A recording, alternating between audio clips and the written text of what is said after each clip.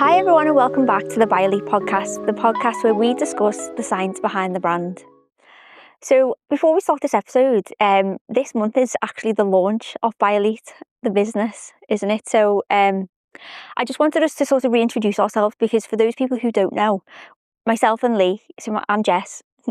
I'm Lee. And this is Lee. We're both clinical pharmacists, and about 6 months ago, we decided to open up a business called Byolete, which is an at-home blood testing company.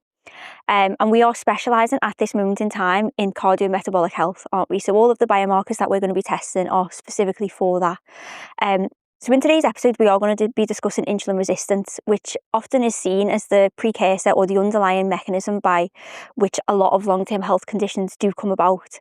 But are you excited to launch the business?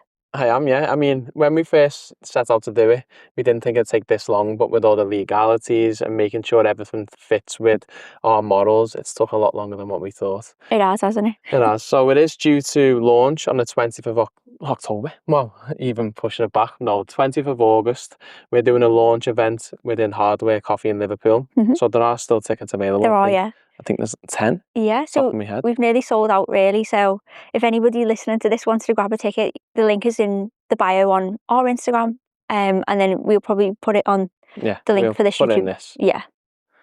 But yeah, it's going to be good. And then the reason, so you've said that we've targeted cardiometabolic disorders. The reason being cardiovascular disease is still the biggest killer. It could be the most preventable out of the top 3-5 killers worldwide, and I think a lot of people just don't understand the fundamentals of what causes these diseases. Yeah, and then the metabolic side is sort of the insulin resistance. We also do low-grade inflammation in the form of high-sensitivity CRP, which we'll probably discuss a little bit about in this podcast. But yeah, like I say, it is usually the underlying cause for actually cardiovascular disease, cancers, some autoimmune diseases, and so it is an important podcast to do. I think we have tried to do it in the past, actually. Insulin resistance, yeah, we done it about 3-4 episodes ago, but at the time we were going into more detail, and then since then we've watched a few videos about people trying to explain it themselves. The definitions have been, in my opinion, far away from actually what the truth is, and I think people have certain pictures of these type of cohorts that fit the description, and we're trying to debunk all these things. Again, another motivation for the company is that you don't always pigeonhole people into certain characteristics. There's some people that don't fit the mold. Yeah. And insulin resistance is one of them. Yeah. Okay. So I think we should start by saying then what is insulin and why insulin is pivotal, or why it's central in sort of, like I say, this underlying cause of chronic health or metabolism. And that's because it is involved not only in glucose metabolism, which is what it's commonly known for, but it's also involved in the metabolism of fats and then also protein. And so a lot of people maybe don't understand that, where they think if someone's got type 2 diabetes or it's because they've had too much sugar, which obviously is one of the reasons as to why they potentially have developed type 2 diabetes or they have high blood sugars, but it's not just about that, is it? No. So insulin is an anabolic hormone, like you just said. It increases the storage of fats, it induces protein synthesis. I can't even speak this one, but protein synthesis, and then it increases the storage of carbohydrates in the form of glycogen. So if you don't have the effects of insulin, which is defined as insulin resistance in this context, then you get the opposite of those things, and then it leads to a cascade of dysfunction within metabolism of energy stores within the body. Mm-hmm. So I was going to say, where does insulin resistance first manifest? So from the stuff that we've looked at, like you say, it first manifests, they believe, in the muscle.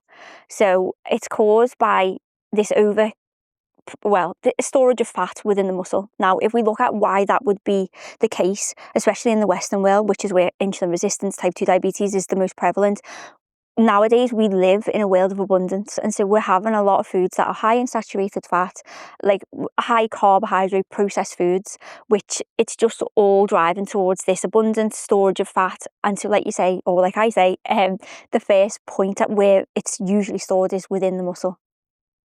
Yeah. So once we get storage of fat within the muscle, it can disrupt the ability of insulin to allow glucose into the cell. which Yeah. do you want to explain? No, I'm going to say for insulin resistance, we try and describe it from one point. It's quite hard because it's a continuum. And then once you're in that insulin resistance pathway, there's a vicious cycle. Yeah. So we're going to start off with where it manifests and then how it can basically self-regulate and also destruct itself. So like you just said then, insulin resistance manifests from the overaccumulation of fat within the muscle. Mm-hmm. The reason why we'll get onto later on, but there's multiple reasons why we get fat within the muscle. And once we get fat within the muscle, it's normally stored within triglycerides. Well, it comes in within free fatty acids to go into triglycerides if needed. Free fatty acids come into the muscle to be used as energy. Yeah. That's the principal reason, because under low levels of intensity and activity, we use fatty acids. Yeah. But it's when these fatty acids go into something called diacylglycerol, which then disrupts the whole insulin receptor cascade. Yeah. So insulin gets glucose within the cell by putting these transporters onto the membrane. Yeah. That's how it comes in. Yeah. So glucose can't just it can to a certain point freely sort of diffuse across the membrane, but it has to have a transporter. So insulin is the key to unlocking that, isn't it, if you were to explain it in that way? So insulin binds to a receptor on the cell membrane that then inside the cell causes this cascade to happen. This cascade then causes these transporters called GLUT4 to translocate, so from the inside of the cell to the membrane, and then it allows glucose to then freely pass into the cell to then be utilised, through glycolysis, and then potentially go into the mitochondria to make ATP, which is the main source of energy that the cells use. Yeah. And then there was a man called, there's a few experiments that went on to say what is the process which is causing dysregulation, and it was to do with fat interrupting the intermediate cascade. But basically this intermediate cascade then leads to less GLUT4 being put towards the membrane, which means there's less glucose being used within the cell. Yeah, so then that's when you will see in these patients, they will have a higher glucose level inside the blood, which is hyperglycemia. So usually before that you will get hyperinsulinemia, so increased levels of insulin, because if it's not working as effectively, the pancreas, which is where insulin is produced, will then tend to push out more insulin so that the body can sort of overcome this, dysregulation. So you will get high levels of insulin being produced. And that's why if you do get sort of a HbA1c test, which is one of the tests that we offer, you may not get a true representation of whether you do have insulin resistance, because the body is so good at sort of keeping this homeostasis, so keeping everything within balance. So you will have higher levels of insulin, which will then help to reduce glucose levels. But then it does come to a point where the insulin then just cannot, even if you're producing more and more, this dysregulation within inside the cell becomes too much. And then later on down the line, you'll then get hyperglycemia, which would then show up on a HbA1c test. And I think that's an important thing that we should understand, because if we are testing for cardiometabolic health, we need to understand that, because, we could have a patient who does have a normal HbA1c, which is usually the diabetic marker. But if they have, say, for instance, high triglyceride levels and a normal or a low HDL level, we then can recognise that this could be insulin resistance. And so why would somebody who has insulin resistance have high triglyceride levels? The same question.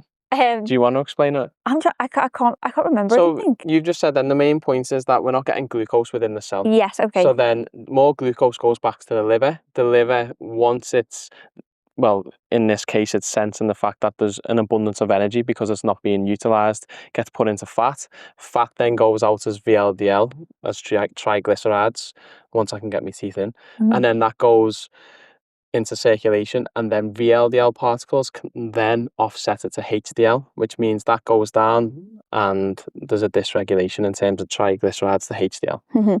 So that's one marker of it. But in terms of once the body is overcome the insulin resistance by producing more insulin, which is what it does. And like you just said then, looking at a blood test, you can miss this in a lot of people until you look at lipids, or you do an OGTT, which is an oral glucose tolerance test. That's the best marker to identify these patients. But then the liver becomes dysfunctional and resistant to the effects of insulin then, and that's when you get fasting levels of glucose which are higher than normal, because when insulin's within the body, it turns off every process that says we need to produce glucose, Mm-hmm. because the idea is we're trying to store it, Yeah. because there's ideally an abundance of energy. So then the liver, in the presence of insulin, should shut off its ability to produce glucose from muscle, proteins, or fat. Mm-hmm. In insulin resistance, it carries on producing glucose, which is why you get higher levels in the fasting period. And then coupled with the fact that we can't store it within the muscle, it then keeps feeding into this cycle. And as we keep going on, it's the fundamental principle to a lot of dysregulation, because how does that then play into cardiovascular disease? In what sense? In terms of, so we've got insulin resistance. Yeah. We just went into it before, is that we can't utilize glucose. It's being produced into more fat. Yeah. Fat can only be transported around the Yeah. body in VLDL, LDL, or HDL. By increasing that, you've got increased ApoB, Yeah. and then that goes into cardiovascular disease. Mm-hmm. Then You've also got the effect of insulin on nitrous oxide, which is a potent vasodilator as well. So if insulin is or if you've got insulin resistance, then I can't remember the mechanism. We did know it at one point, but insulin actually is help produce this nitrous oxide. So if you're not being able to produce that, then you're not getting the dilation of blood vessels. So they're more constricted, more pressure going through them, which can damage the artery wall, then leading, to more complications of cardiovascular disease. Yeah, that's the one mechanism I haven't looked at. I looked at it for homocysteine with nitric oxide, but not insulin. Mm-hmm. It is involved in it, but yeah. But that's the main point that we wanted to get across, is that in a lot of patients it might not be seen on a blood test. It doesn't mean it's not there. Yeah. And this normally precedes diabetes and all these other metabolic disorders 5 to 10 years on average beforehand. Yeah.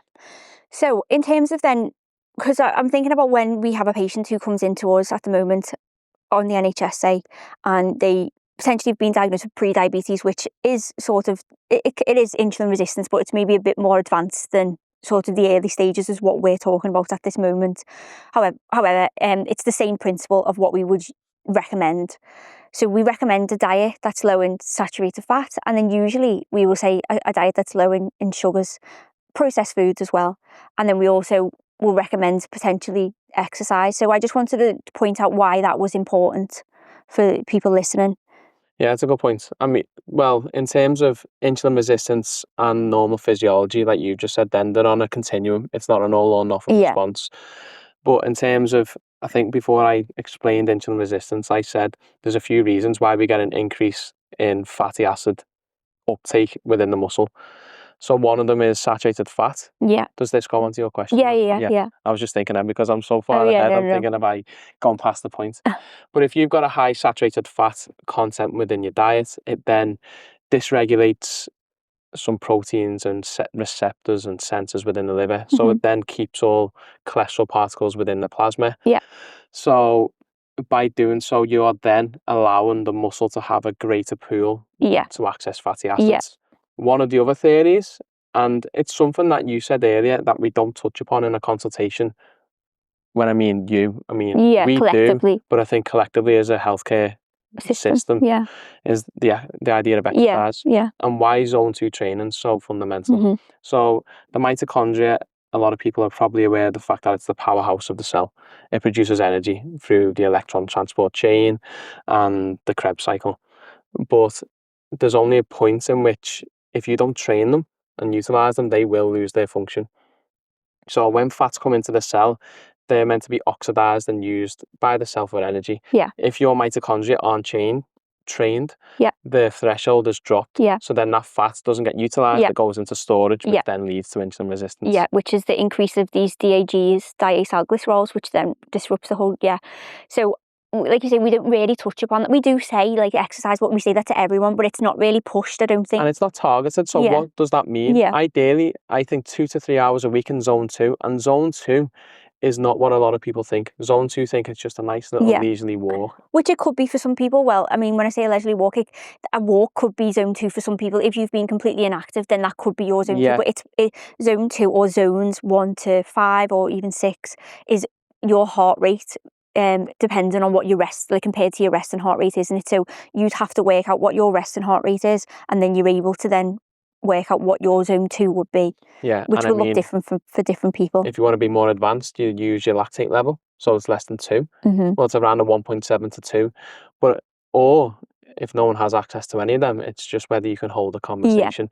If you can still hold a conversation whilst exercising, but you're on the cusp, that's a good measure for zone 2. Yeah. But you should be using that, because without that, your mitochondria don't get the chance to improve and function, which is then another big driver. Yeah. But yeah, in terms of a blanket description, we always say low saturated fat diet, low processed foods. But the biggest one, which I think is probably the worst advice in the context of all this, is reduce your sugar. Yeah, which obviously, we don't want any more sugar to burden the system. And like you say before, the excess sugar will then be turned into fat. And so, definitely do that. But I think it's not just all about sugar, which is what we were trying to get across. It's bigger than that. It's more complex than that. And actually, because people think... Go on. No, I was going to say, just overall reducing the amount of energy that you, or food that you intake into the system, because like you say, and we've said this many times during this podcast and many others, is that we live in a world of abundance, and that is driving this whole thing, abundance of everything, isn't it? It is. I was just going to go on to the fact that type 2 diabetes and diabetes, type 1's a bit different. So type 2 diabetes, people think it's a disorder and dysregulation of glucose. I think it's a disorder of fat. It is, yeah. And I think... And glucose is the main presenting symptom that we can monitor. Yeah. You can't really monitor intramuscular fat unless you get ultrasound. You're not going to do intrahepatic or pancreatic fat, because it's too invasive and too long-winded. So people go, oh, well, it's sugar that's high in the blood, let's stop the sugar. That's merely masking the whole process that we've just underlined in this whole podcast. So you can now start to build up a picture as to why the prevalence of insulin resistance and type 2 diabetes is increasing. So if we look at the Western world, again, I'm going to use this as an example because it is the most prevalent, but we're eating a diet that's very high in saturated fat. We rarely exercise as much as we used to anyway. A lot of our jobs are very sedentary. We are becoming more and more overweight, so we're carrying more and more fat, which is, you can visibly see it, that this, people are carrying fat, which obviously is going to be increasing the risk of carrying fat within the muscle, within the liver, within the pancreas as well. Then another one is that we eat a lot of processed foods. Now I wanted to just literally touch upon this, because this increase in processed foods and ultra processed foods means that we are decreasing the amount of fiber intake, and our gut microbiome is also pivotal in the metabolism of glucose and the insulin pathway.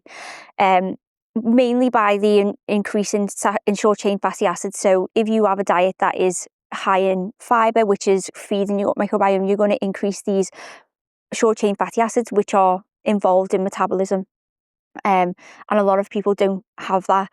These short chain fatty acids, as well as being involved in metabolism, also sort of keep the lining of your intestine healthy. And so if you have less of these, you can get what we call leaky gut, which then can increase toxins or endotoxins being transported into the bloodstream, which then increases inflammation. So we just looked quickly, didn't we, before we did this podcast? Again, it's going to be very quickly touching upon it, but the role of inflammation. So we've talked about diet and that's role in insulin resistance. We've talked about exercise or lack of, and that's role in insulin resistance. So what is the role of stress in insulin resistance and how that manifests? A lot of people like to refer to cortisol, especially over the last, would you say, 6 months? Yeah. Cortisol, but actually when you look at the functions of it, it's so complex as a molecule, but that's the biggest molecule, in my opinion, that has, from stress, plays a role in insulin resistance. Yeah.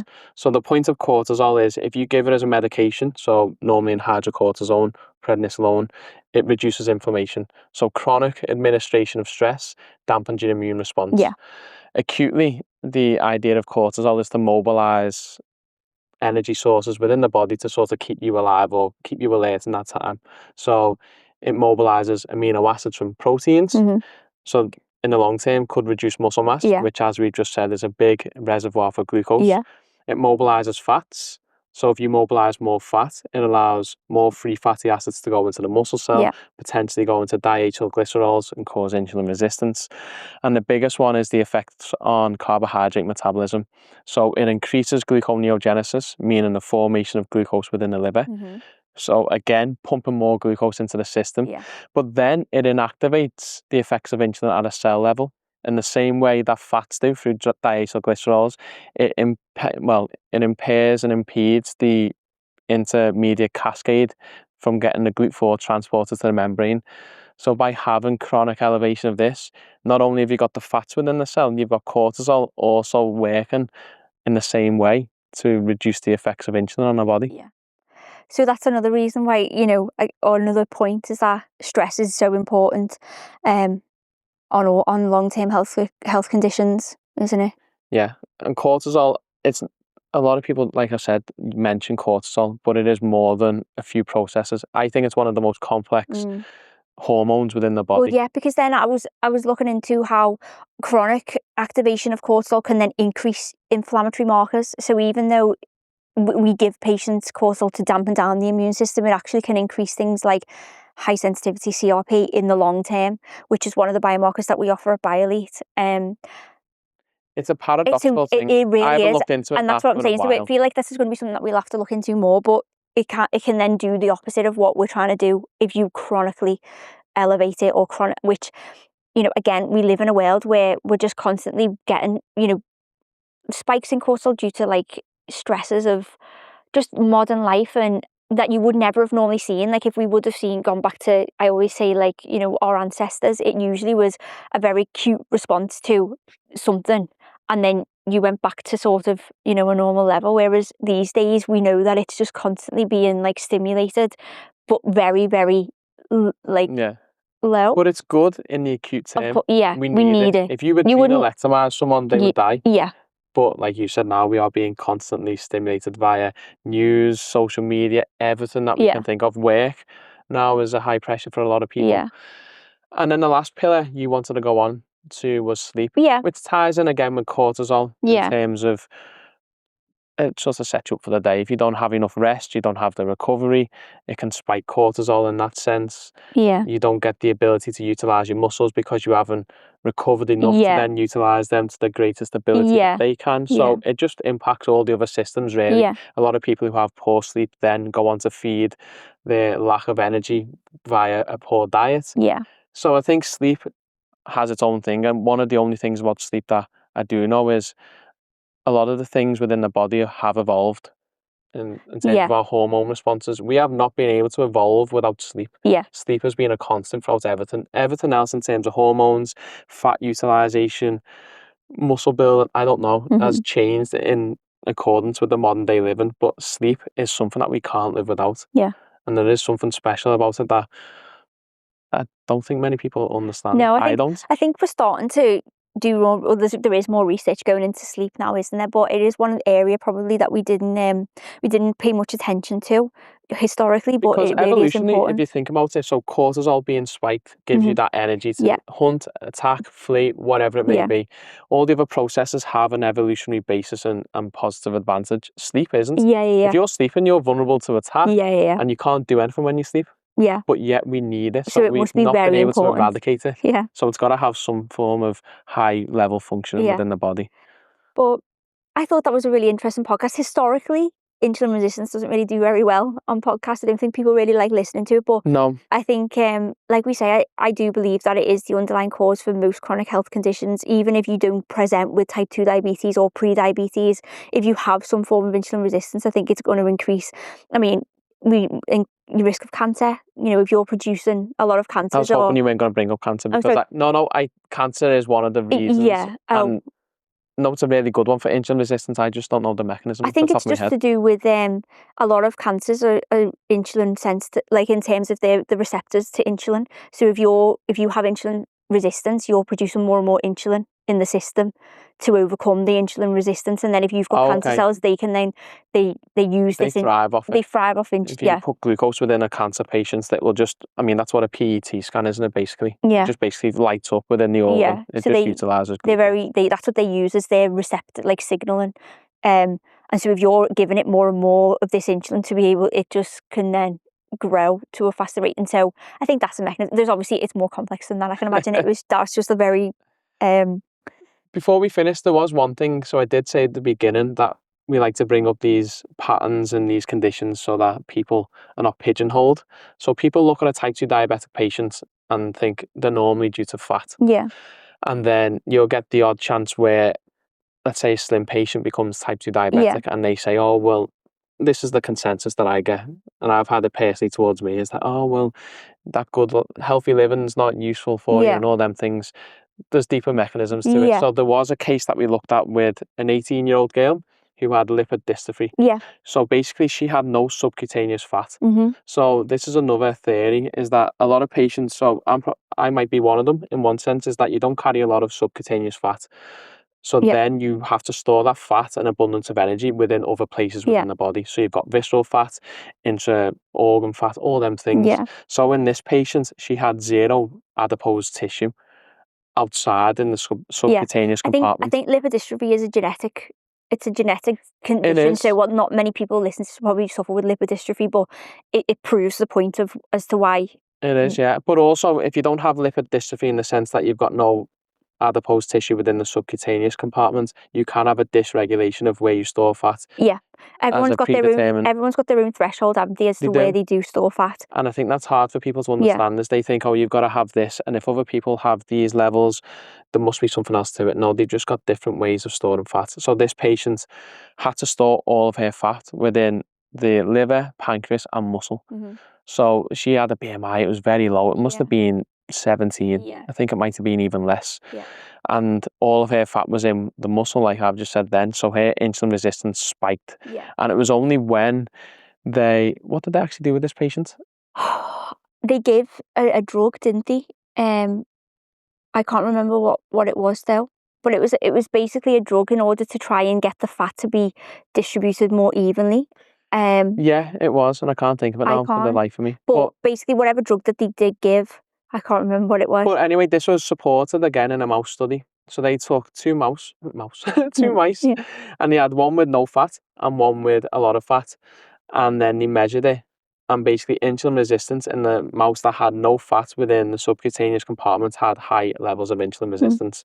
And then what they done was they surgically added fat, transplanted fat onto the mouse, didn't they? And then it reduced insulin resistance and normalized it because it was able to utilize the muscle, insulin sensitive pathway and divert it. But I just thought I'd bring that up because you don't have to be fat, obese, inactive to have type 2 diabetes. You can have an individual threshold that's so low that a little bit of fat within the muscle and liver can just cause dysfunction and dysregulation in the body. But yeah, I think it's a really interesting conversation, and I think it puts into perspective as to how we treat diabetes. And we've said this before, we try and treat diabetes to just lower the circulating sugar levels, and I think that we need to look at it as a complex disease, not just one, not just in the context of glucose, because it is more complex than that.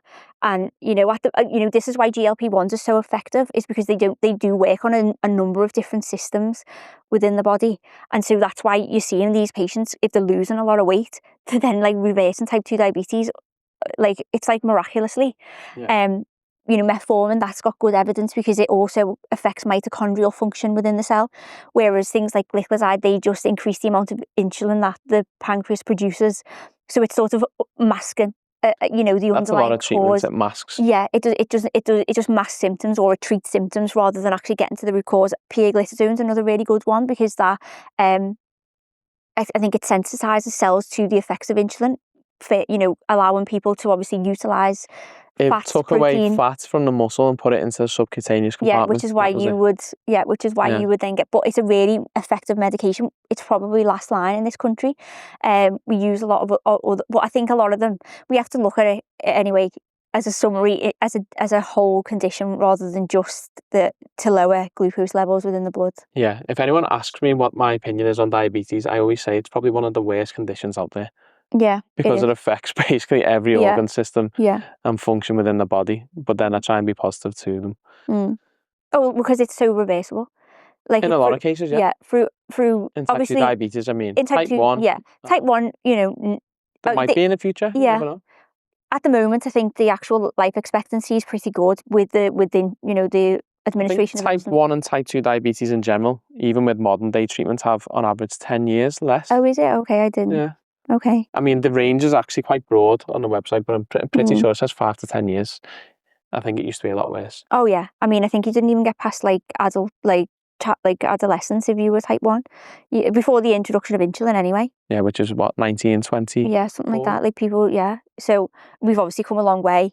But But yeah, I think recognising that insulin resistance is predominantly caused by the accumulation of fat, which is predominantly caused by this overabundance or, overconsumption of calories, lack of activity, so, being sedentary,